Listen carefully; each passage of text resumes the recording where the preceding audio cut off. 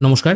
গতকাল অন্নপূর্ণা যোজনার online form fill up করতে হয় কি করে, সেই রিলেটেড আমি একটি ভিডিও বানিয়েছিলাম। তবে সেই ভিডিওর কমেন্ট বক্সে বহু মানুষ বিভিন্ন রকম প্রশ্ন করেছেন। সেই প্রশ্নগুলির উত্তর আজকে আমি দেওয়ার চেষ্টা করব এবং একটি online form fill up live করেও দেখব কিভাবে আপনারা ফর্মটা বাড়িতে বসেই ফিল আপ করতে পারবেন। প্রথমেই এখানে বলে রাখি, এই ফর্মে মানে অনলাইনের ফর্মে ব্যাংক অ্যাকাউন্ট লেখার কিন্তু কোনো জায়গা নেই। এবার বলবেন কেন, অফলাইন ফর্মে তো লিখতে হচ্ছে। দেখুন, প্রথমেই বলা হয়েছিল এবার থেকে সমস্ত সরকারি প্রকল্পের সুবিধা ডিবিটির মাধ্যমে আসবে। ডিবিটি কথার অর্থ হচ্ছে ডাইরেক্ট বেনিফিট ট্রান্সফার, অর্থাৎ আপনার আধারের সঙ্গে যে ব্যাংক অ্যাকাউন্ট লিঙ্ক থাকবে সেই ব্যাংক অ্যাকাউন্টে সরাসরি টাকা চলে আসবে। তাই ব্যাংক অ্যাকাউন্ট লেখার তো প্রশ্ন নেই, কারণ আপনার আধারের সঙ্গে যে ব্যাংক অ্যাকাউন্ট লিঙ্ক থাকবে, যখন টাকা ছাড়া হবে আর কি সরকারের তরফ থেকে, সরকার কিন্তু আপনার ব্যাংক অ্যাকাউন্ট নাম্বার পুট করবে না, সরকার আপনার আধার নাম্বার পুট করবে। আধার নাম্বার পুট করলে সেই আধারের সঙ্গে যদি কোনো ব্যাংক অ্যাকাউন্ট লিঙ্ক থাকে সেই ব্যাংক অ্যাকাউন্টে সরাসরি টাকা চলে যাবে। তাই অ্যাকাউন্ট নাম্বার লেখার কিন্তু কোনো প্রশ্ন নেই। দ্বিতীয় প্রশ্ন চলে আসছে, প্রথম যখন ফর্ম ফিল আপ করবো, এই সিটিজেন/ফ্যামিলি লগ ইন অপশানে ক্লিক করে আমি এখানে একটি ফর্ম ফিল আপ করবো। এবার অ্যাক্সেস সিটিজেন পোর্টাল এই অপশানে আমি ক্লিক করছি। এখানে ক্লিক করার সঙ্গে সঙ্গে এখানে সবার আগে আপনাকে জেলা সিলেক্ট করতে হবে, যে জেলায় আপনি বাস করেন। আমি আপাতত এখান থেকে একটি জেলা সিলেক্ট করে নিচ্ছি, বীরভূম। তারপর এখানে একটি ফোন নাম্বার পুট করতে হবে। এবার বলছেন এই ফোন নাম্বারটি কার দেব।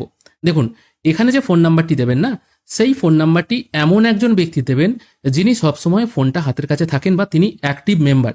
এখানে হেড অফ দ্য ফ্যামিলির ফোন নাম্বার দিতে পারেন যদি head of the family active হয়।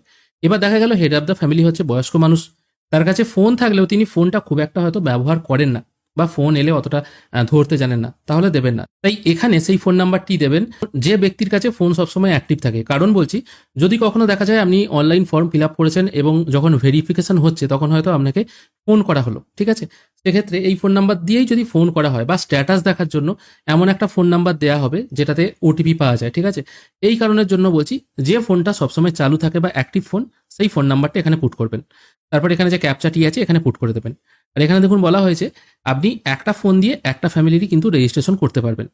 আর দ্বিতীয় প্রশ্ন এখানে বলা হয়েছে, যারা 3/6/2026 মানে প্রথম যেদিন অনলাইন পোর্টাল খুলেছিল সেদিন যারা রেজিস্ট্রেশন করেছিলেন তাদেরকে কিন্তু আবার নতুন করে নতুন ফরম্যাটে আবার এই পোর্টালে সবকিছু সাবমিট করতে হবে। তাই 3 তারিখে যারা অনলাইন ফর্ম ফিল আপ করেও ফেলেছিলেন তাদেরকে কিন্তু আবার করতে হবে। মোটামুটি এখানে বুঝতে পারলেন কার ফোন নাম্বার দিতে হবে। আমি আপাতত এখানে একটি ফোন নাম্বার পুট করে ক্যাপচা পুট করে রিকোয়েস্ট ওটিপি করব। এরপর ফোনে একটি 6 সংখ্যার ওটিপি চলে এসেছে, ওটিপিটি আমি এখানে পুট করে ভেরিফাই অ্যান্ড কন্টিনিউ করব। এখানে এবার মেন ড্যাশবোর্ড ওপেন হয়ে গেছে। প্রথমেই বলে দিই, এখানে আপনারা এই ফর্ম থেকে টোটাল 10 জন ফ্যামিলি মেম্বারের নাম অ্যাড করতে পারবেন।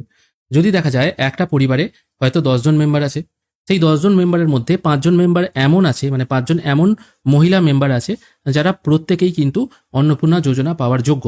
তাহলে কিন্তু তাদের জন্য বা তাদের আলাদা ফ্যামিলি করার দরকার নেই, একটা ফ্যামিলিই করবেন যেখানে 10 জন মেম্বার আছে এবং ওই 5 জন মহিলার নাম এই একটা ফর্মের মধ্যেই দিয়ে দেবেন যারা অন্নপূর্ণা যোজনায় নাম তোলার জন্য যোগ্য।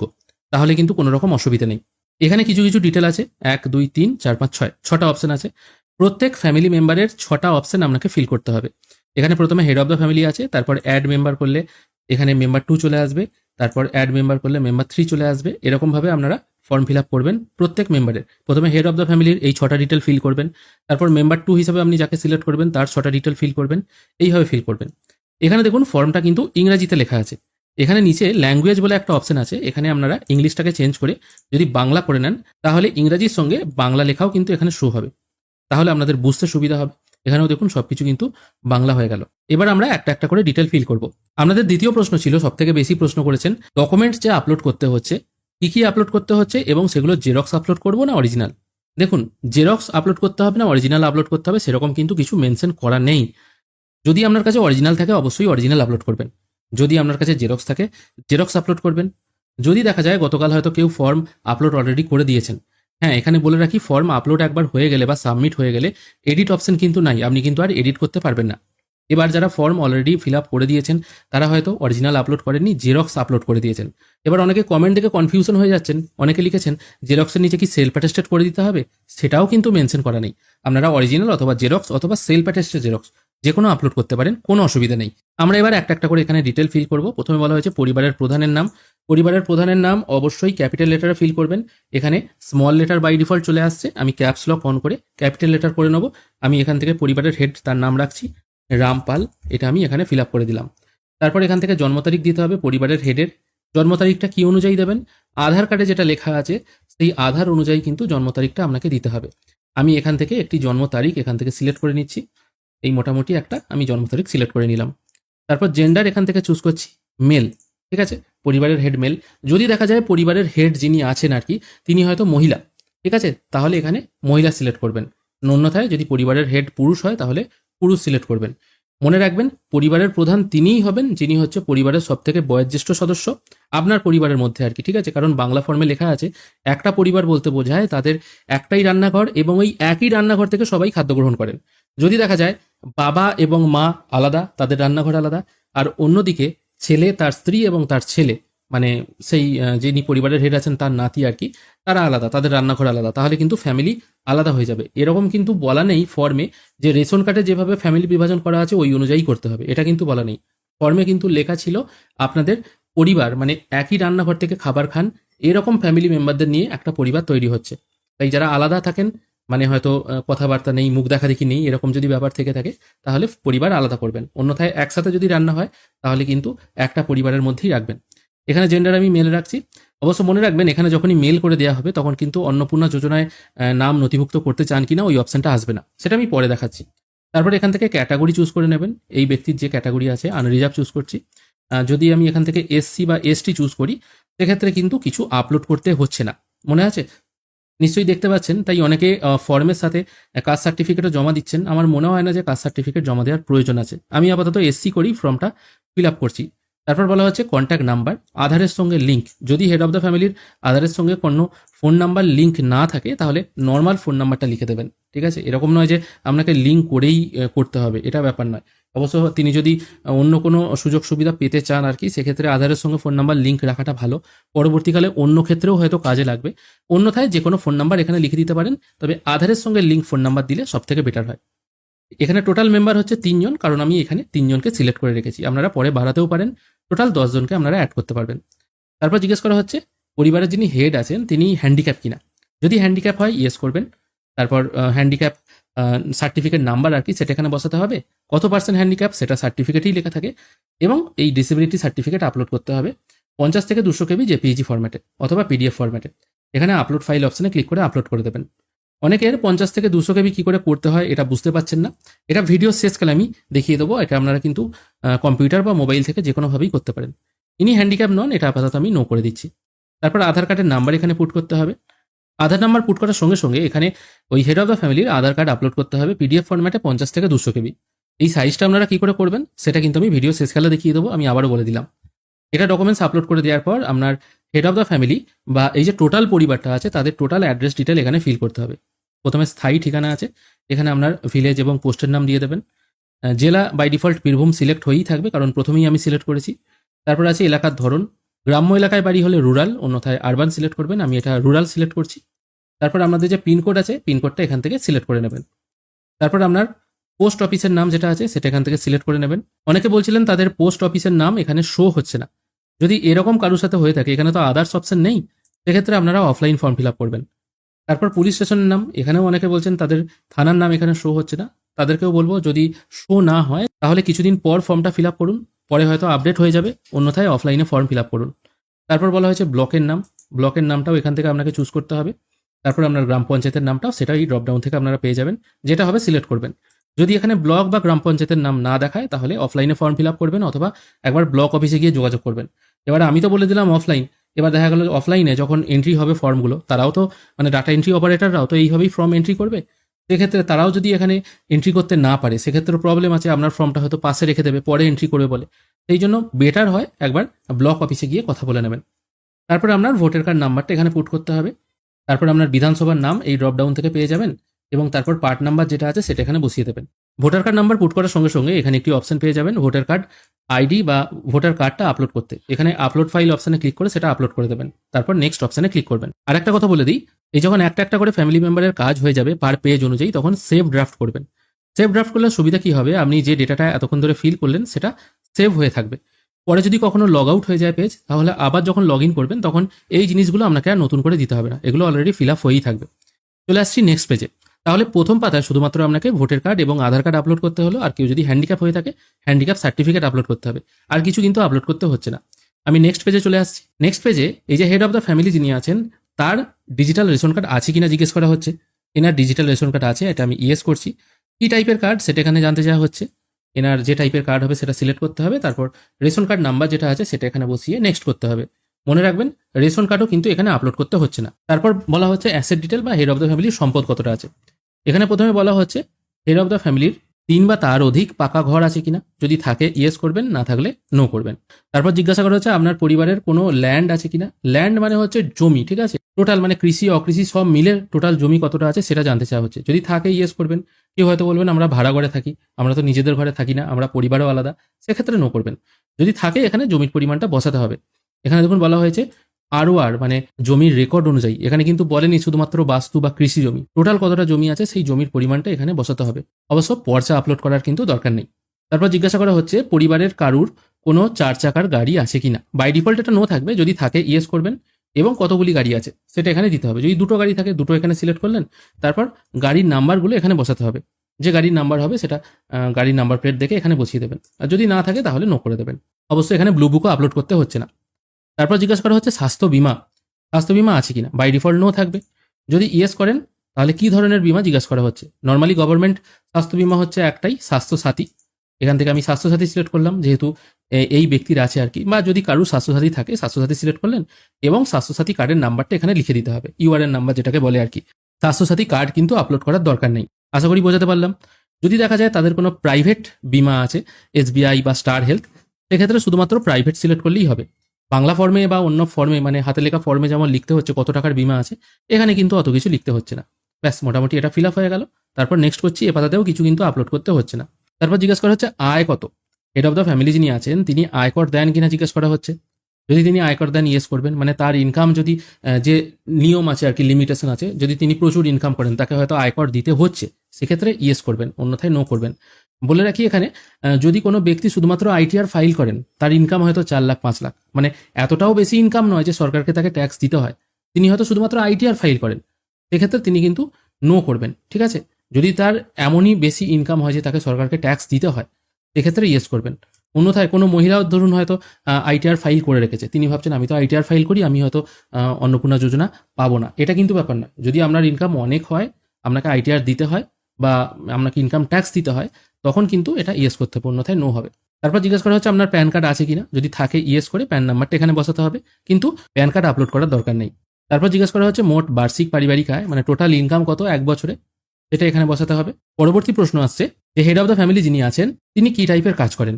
দেখুন একজন ব্যক্তি বিভিন্ন রকম কাজ করতে পারে, ঠিক আছে। তিনি সকালে বা সারাদিনে হয়তো তিনি গভর্নমেন্ট কোনো সেক্টরে কাজ করেন, সন্ধ্যের দিকে বসে হয়তো তিনি পার্ট টাইম কোনো জব করেন, সেক্ষেত্রে আপনারা দুটোও সিলেক্ট করতে পারেন।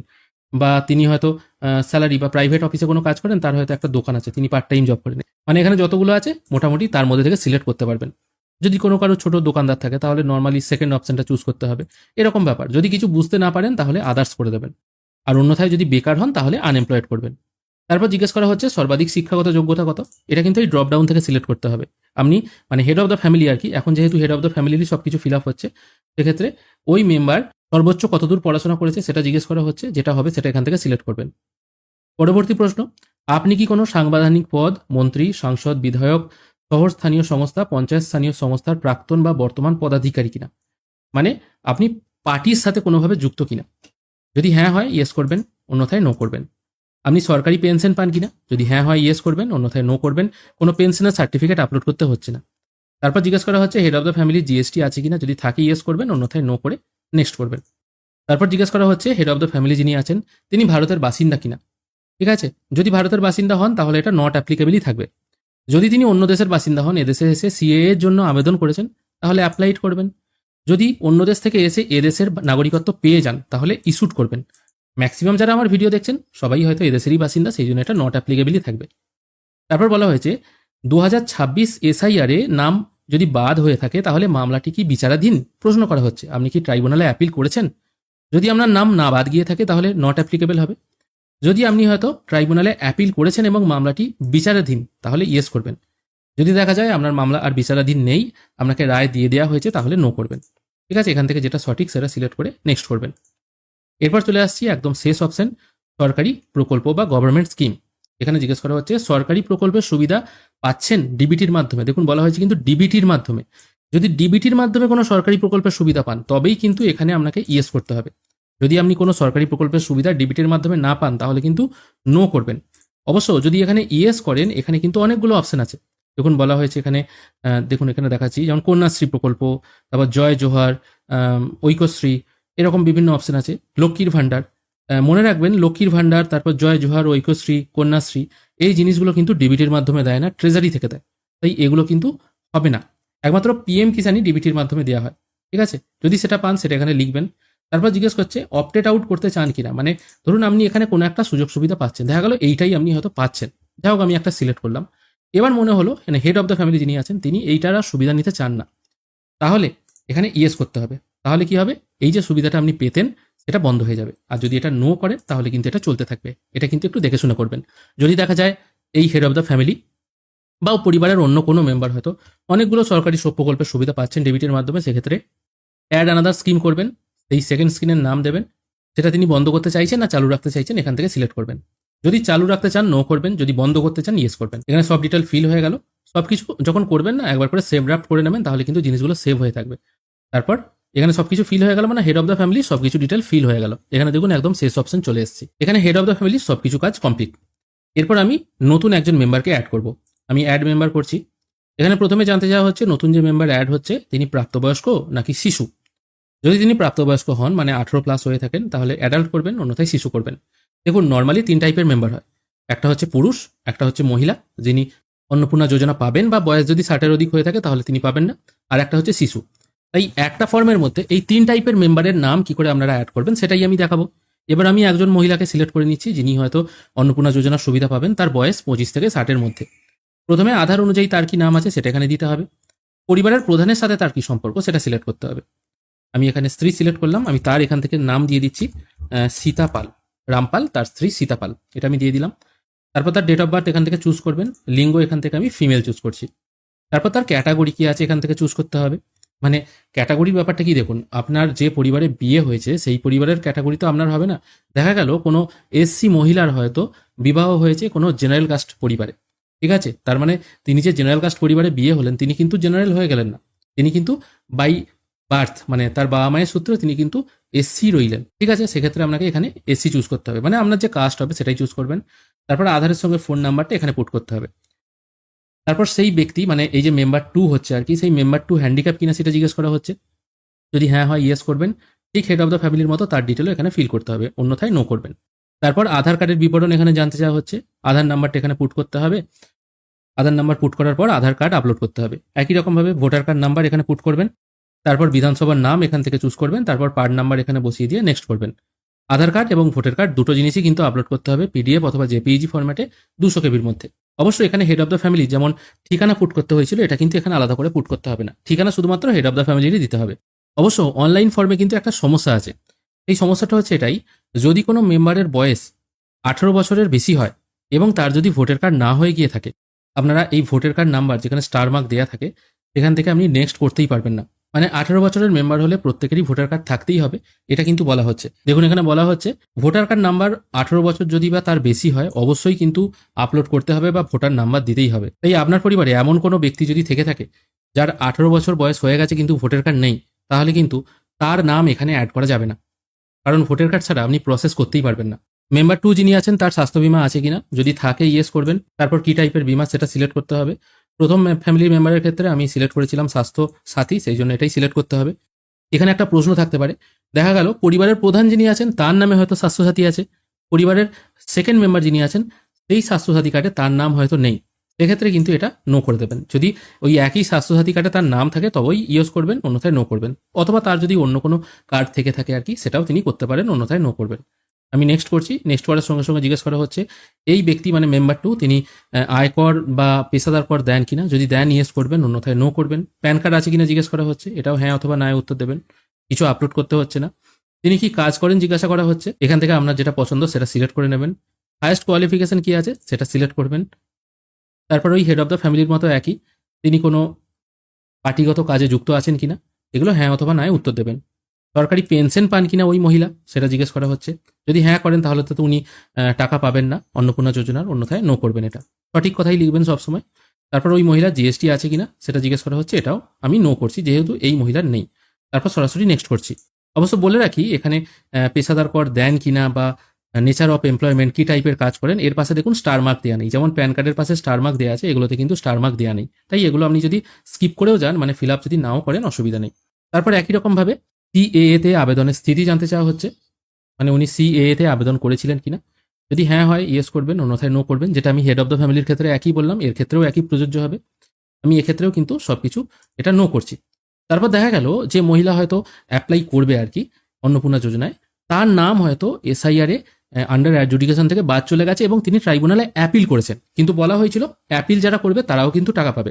দেখা গেল এই মহিলা হয়তো অ্যাপিল করেছেন, অ্যাপিলের ফলাফল হয়তো আসেনি, তাহলে এটাকে ইয়েস করবেন। তারপর আমি নেক্সট করছি। তারপর চলে আসছে একদম শেষ অপশন, আপনি কি অন্নপূর্ণা যোজনায় আবেদন করতে চাইছেন। এখান থেকে আপনাকে সিলেক্ট করতে হবে হ্যাঁ আমি আবেদন করতে চাইছি। যদি বয়স আপনার 25 থেকে 60 হয় এবং তিনি যদি ফিমেল হন তবেই কিন্তু এই অপশনটা আসবে। কোনো মেল ক্যান্ডিডেটের ক্ষেত্রে এই অপশনটা কিন্তু আসবে না। এখানে উনি যদি আবেদন করতে চান হ্যাঁ করবেন, অন্যথায় নো করবেন। এখানে খেয়াল করে দেখুন আমি কিন্তু লিখেছি ওনার মামলা বিচারাধীন আছে, তা সত্ত্বেও কিন্তু ওনার নাম এসছে এখানে। এখানেও সেকেন্ড মেম্বারে সবকিছু ডিটেল ফিল হয়ে গেল। আমি সেভ ড্রাফট করছি। এবারে বলে রাখি এই পরিবারে যদি আরও কোনো মহিলা থাকে যার বয়স হয়তো 25 থেকে 60, তিনিও হয়তো আবেদন করার যোগ্য, তাহলে অ্যাড মেম্বার অপশনে ক্লিক করে তার ডিটেলও এখানে ফিল করতে পারবেন একই রকমভাবে। তাই একই জিনিস বারবার বলে আপনাদের আমি আর বিরক্ত করছি না। তারপর চলে আসছি এমন একজন মেম্বারের যার বয়স এখনো 18 হয়নি, তিনি হচ্ছে শিশু। মানে 18 না হলেই কিন্তু তাকে শিশু ধরা যেতে পারে।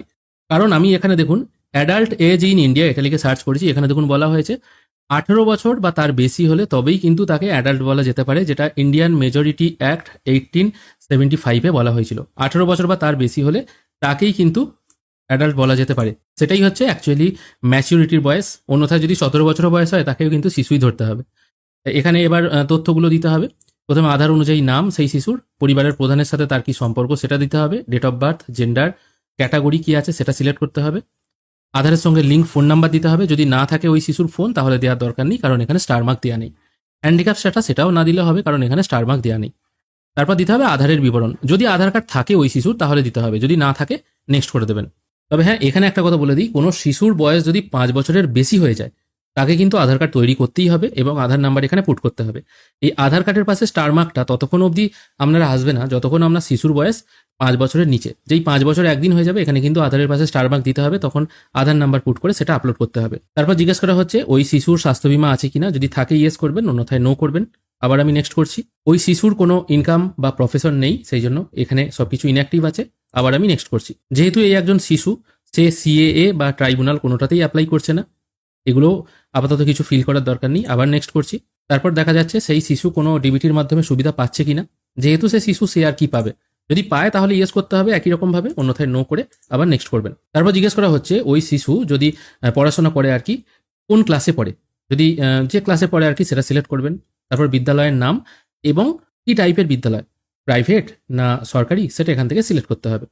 যেটা হবে সেটা সিলেক্ট করবেন। তারপর জিজ্ঞেস করা হচ্ছে ওই শিশুর টিকাদান হয়েছে কিনা, যদি হয়ে থাকে ইয়েস করবেন, অন্যথায় নো করবেন। অবশ্যই এখানে পোলিও বই কিন্তু আপলোড করতে হচ্ছে না। তারপর আবার সেভ ড্রাফট করবেন। ব্যাস, মোটামুটি সব ডিটেল কিন্তু এখানে ফিল হয়ে গেল। এরপর যদি আরও মেম্বার হয় সেই মেম্বারদের নাম আপনারা অ্যাড করতে পারবেন। এখানে সব কিছু ডিটেল ফিল হয়ে যাওয়ার পর ডিক্লারেশন অ্যান্ড কনসেন্ট এই অপশানে ক্লিক করবেন। এখানে দেখুন একটি ঘোষণাপত্র বলা হচ্ছে, যেখানে বলা হচ্ছে আপনি যেগুলো বলছেন বা আপলোড করেছেন কোনো শর্ত আপনি বাদ দেননি। যদি কিছু ভুল বা মিথ্যা প্রমাণিত হয় তাহলে সামাজিক সুরক্ষা সুবিধাসমূহ বন্ধ করে দেওয়া হবে।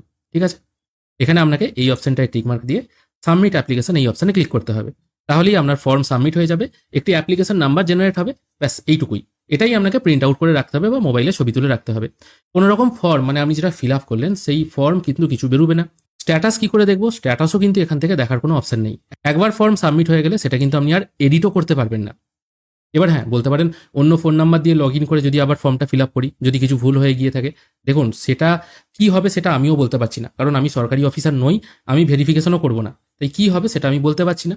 তাই আমার মনে হয় ফর্ম ফিল আপ যখন করবেন দেখে শুনে ভালোভাবে ফিল আপ করবেন। এটা তো কোনো পরীক্ষা হচ্ছে না যে এই টাইমের মধ্যে আপনাকে ফর্ম ফিল আপ করতে হবে, ভুল হয়ে গেলে কিছু করার নেই। যেহেতু হাতে এনাফ সময় আছে, আপনি যতটুকু জানেন ততটুকু ফিল আপ করে সেভ ড্রাফট করে রাখুন, পরে আবার লগ আউট করে দিন।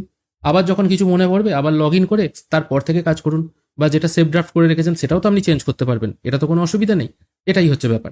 আর অনলাইনে ফর্ম একবার ফিল আপ হয়ে গেলে কোথাও কিন্তু জমা দিতে হবে না। আপনার ফর্মের যে অ্যাপ্লিকেশন নাম্বারটা জেনারেট হলো ওটা আপনার কাছে রয়ে যাবে, ওটাই আপনি পরে যদি স্ট্যাটাস দেখার অপশন দেয় চেক করে দেখতে পারবেন। ব্যাস এইটুকুই। অনলাইনে করলে এটাই সুবিধা, কোনো রকম ফর্ম কিন্তু আপনাকে তুলতে হচ্ছে না। এবারে একটা ডকুমেন্টসকে আপনারা কি করে একই পেজের মধ্যে স্ক্যান করবেন সেটা দেখিয়ে দেবো। এটা মোবাইল থেকেই করতে পারবেন, যে স্ক্যানারই সবসময় প্রয়োজন, প্রিন্টার বা স্ক্যানার এটার কিন্তু প্রয়োজন নেই। সেই জন্য আমি এখানে একটি অ্যাপ ডাউনলোড করে নিয়েছি, ID/বিজনেস কার্ড, এরকম লিখে সার্চ করলে এই টাইপের আইকন যুক্ত একটি অ্যাপ পেয়ে যাবেন। এটা আমি আপাতত ওপেন করছি। ওপেন করার সঙ্গে সঙ্গে এই টাইপের একটি ইন্টারফেস দেখতে পাবেন। মনে রাখবেন ভোটার কার্ড বা আধার কার্ড যেগুলো ছোট হয়, ভোটার কার্ড তো বটেই, ভোটার কার্ডের কিন্তু 2 পিটি আপনাকে আপলোড করতে হবে, মানে 2 দিকেই আপলোড করতে হবে। এবার সেক্ষেত্রে ক্যামেরায় আলাদা আলাদা করে ছবি তোলে সেটাকে ওয়েবসাইটে গিয়ে সেট করা, সেটা তো একটা অসুবিধার ব্যাপার। এখানে আপনাকে একটা অ্যাপের মধ্যেই সব কিছু আপনি করতে পারবেন। এখানে দেখুন একটা পেজ দেওয়া আছে, ওপরের দিকে অ্যাড ইমেজ এবং নিচের দিকে অ্যাড ইমেজ একটা অপশন আছে। আমি আপাতত ওপরের অ্যাড ইমেজ অপশনটায় ক্লিক করছি, তারপর কুইক স্ক্যান এই অপশানে ক্লিক করছি। এখানে ক্যামেরা ওপেন হয়ে গেল। ধরা গেল যে এই যে আমি জিনিসটা দেখতে পাচ্ছেন এটা হচ্ছে ভোটার কার্ড, এবং ভোটার কার্ডের এটা সামনের দিক, ঠিক আছে। আমি এইটার ওপর ক্যামেরাটা রেখে অটোমেটিক কিন্তু এটা সেট হয়ে যাবে। আমি এটা ক্যাপচার করলাম। এবার যতটুকু অংশ দরকার অটোমেটিক ক্যাপচার হয়ে গেল। তারপর এটা নেক্সট করবেন। নেক্সট করার পর এবার এই অ্যাড ইমেজ বলে একটা নিচে অপশন আছে, সেকেন্ড অপশনটা এটায় ক্লিক করে আবার আমি কুইক স্ক্যান করব। এরপর আমি পেজটাকে উল্টে নিচ্ছি। এবার পেছন দিক যেটা আছে সেটাও স্ক্যান করতে হবে। এটাও আমি ক্যাপচার করে নিচ্ছি। ঠিক যতটুকু অংশ দরকার না ততটুকু অংশই এখানে ক্যাপচার হয়ে যাবে এবং সুন্দরভাবে হয়ে যাবে। এরপর আমি নেক্সট করছি। এখানে দেখুন দুটো ক্যাপচার হয়ে গেল। এবার ইমেজ সাইজ আপনি এখান থেকে ছোট বড় করতে পারবেন। তারপর ইমেজ স্পেস, মানে দুটো ছবির মধ্যে যে গ্যাপিং আছে এইটাও আপনি ছোট বড় করতে পারবেন। ব্যাস এইটুকুই। আমি এই দুটো মোটামুটি একটুখানি অ্যাডজাস্ট করে নিয়ে সেভ অ্যাজ পিডিএফ করছি। দেখুন এটা পিডিএফটা রেডি হয়ে গেল এবং 200 কেবির মধ্যেই কিন্তু চলে গেল। যদি দেখা যায় যে সাইজ বড় হয়ে গেছে তাহলে আপনারা একটু ইমেজের সাইজটাকে ছোট করে নেবেন, তাহলে দেখবেন 200 কেবির মধ্যে চলে আসবে। এটা A4 পেজে, একটা পেজের মধ্যেই দুটো চলে এলো। আবারও বলছি, যদি দেখেন যে ছবির সাইজ বড় হয়ে যাচ্ছে তাহলে কিন্তু ছবির সাইজ দুটো একটু ছোট করে নেবেন, তাহলেই হয়ে যাবে। এবার এখান থেকে আপনারা এটা শেয়ারও করতে পারবেন, ডাউনলোডও করতে পারবেন। আমি আপাতত ডাউনলোড করছি। এখানে খেয়াল করে দেখুন এটা হচ্ছে সেই ইমেজ, ওপরের দিক এবং নিচের দিক একটা পেজের মধ্যেই চলে এলো। কোনো রকম স্ক্যানার, প্রিন্টার কিচ্ছু দরকার নেই, মোবাইল থেকেই কিন্তু খুব সহজে হয়ে যায় এবং 200 কেবির মধ্যেই হয়ে যাবে। এইভাবেই আপনারা খুব সহজে অন্নপূর্ণা যোজনার জন্য বা যে কোনো ফর্ম ফিল আপের জন্য যে কোনো ডকুমেন্টসের বোথ সাইড কিন্তু এইভাবে স্ক্যান করতে পারবেন পিডিএফ ফরম্যাটে। আজকের ভিডিও এখানেই শেষ করছি। ভিডিও যদি ভালো লেগে থাকে অবশ্যই একটি লাইক করবেন। ভিডিও দেখার জন্য অসংখ্য ধন্যবাদ। ভালো থাকবেন।